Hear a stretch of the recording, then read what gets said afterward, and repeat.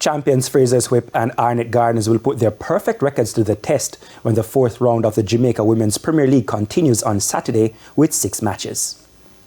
Three-time defending champions Frasziers Whip will be hunting win number 4 from 4 outings when they travel to the Anthony Spalding Sports Complex to take on Mile Gully in the first game of a doubleheader.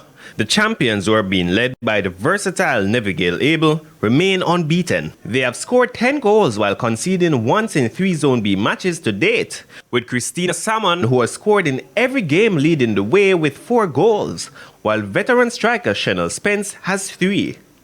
They are expected to continue on their winning ways as Mile Gully lies 5th in the 6-team group with 3 points from their 3 games. Over in Zone A, Arnett Gardens, who are on maximum 9 points from their 3 outings, will battle second place Cavalier on 5 points in the second game of the doubleheader at the Anthony Spalding Sports Complex. The Junglists, with a league lead in 12 goals, have only conceded twice. They are being led by midfielder Sherka Douglas, who has 4 goals, and Sadie Berry 3.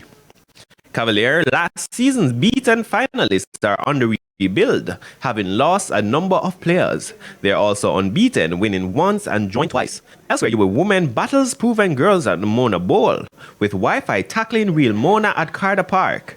In the other Zone A matches, Real Mobe faces Los Perfectos at Jarrett Park, and Springers United goes up against Federal United at Irwin High School in Zone B. All games begin at 3:30 p.m., except for the doubleheader, which are at 3 and 6 p.m. Daniel McLeod reporting for TVJ Sports.